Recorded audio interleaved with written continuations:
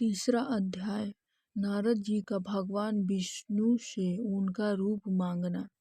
सूत जी बोले, महर्षियों, नारद जी के चले जाने पर शिव जी की इच्छा से विष्णु भगवान ने एक अद्भुत माया रची।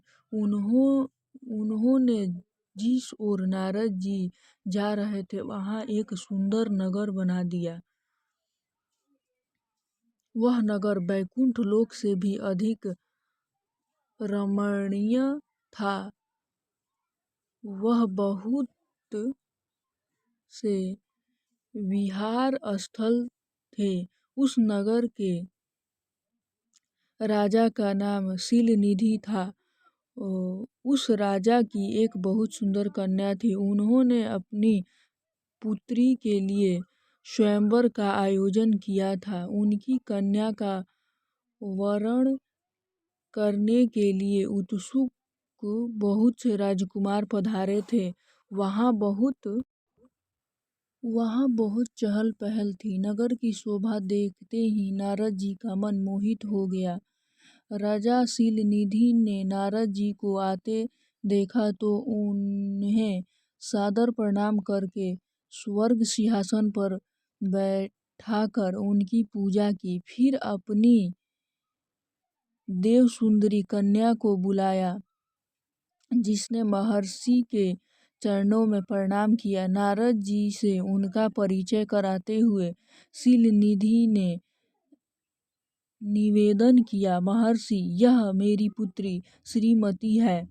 इनके स्वयंवर का आयोजन किया गया है। इस कन्या के गुण दोषों को बताने की कृपा कीजिए। राजा के ऐसे वचन सुनकर नारद जी बोले, राजन, आपकी कन्या साक्षात लक्ष्मी है। आपका भावी पति भगवान शिव के समान वैभवशाली, त्रिलोकजयी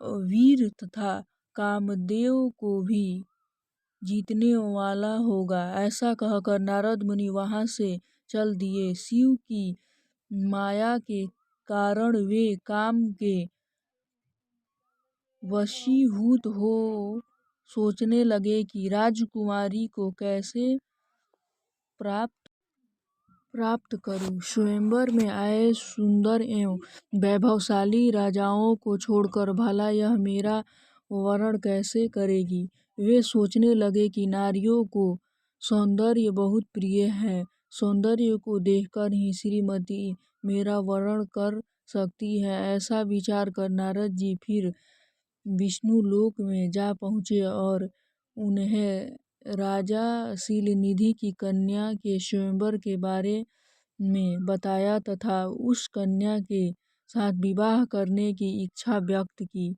उन्होंने भगवान विष्णु से प्रार्थना की कि वे अपना रूप उन्हें प्रदान करें ताकि श्रीमती उन्हें ही वरे। सूत जी कहते हैं, महर्षियों, नारद मुनि की ऐसा बात सुनकर भगवान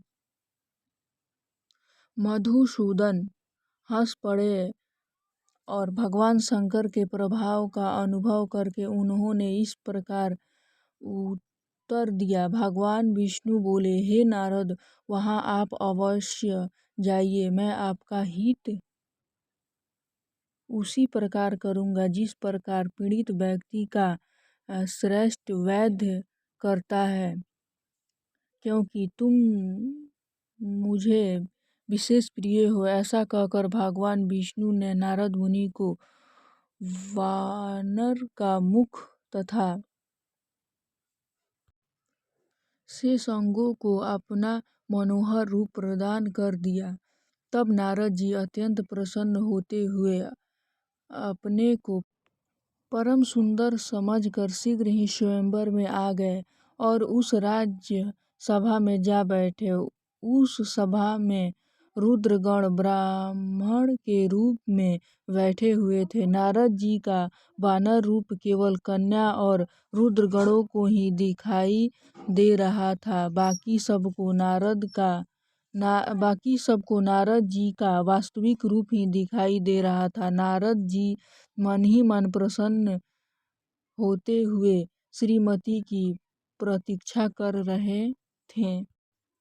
हे ऋषियों, वह कन्या हाथ में जयमाला लिए अपनी सखियों के साथ स्वयंवर में आई। उनके हाथों में सोने की सुंदर माला थी। वह शुभ लक्षणा राजकुमारी लक्ष्मी के समान अपूर्व शोभा पा रही थी।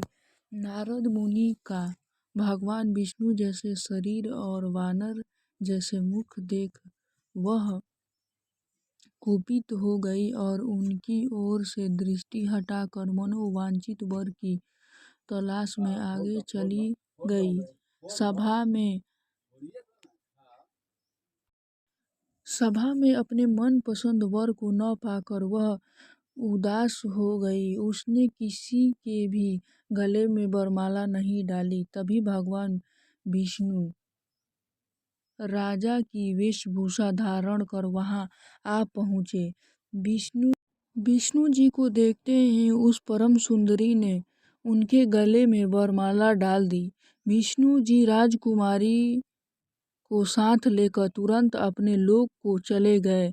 यह देखकर नारद जी भी विचलित हो गए। तब ब्राह्मणों के रूप में उपस्थित रुद्रगणों ने नारद जी से कहा, हे नारद जी, आप व्यर्थ ही काम से मोहित हो सौंदर्य के बल से राजकुमारी को पाना चाहते हैं। पहले जरा अपना वानर के समान मुख तो देख लीजिए। सूत जी बोले। यह वचन सुनकर नारद जी को बड़ा आश्चर्य हुआ। उन्होंने दर्पण में अपना मुंह देखा। वानर के समान मुख को देखकर वे अत्यंत क्रोधित हो उठे तथा दोनों रुद्रगणों को श्राप देते हुए बोले, तुमने एक ब्राह्मण का मजाक उड़ाया है। अंततः तुम ब्राह्मण कुल में पैदा होकर भी राक्षस बन जाओ। यह सुनकर वे शिवगण कुछ नहीं बोले, बल्कि इससे भगवान शिव की इच्छा मानते हुए उदासीन भाव से अपने स्थान को चले गए और भगवान शिव की स्तुति करने लगे।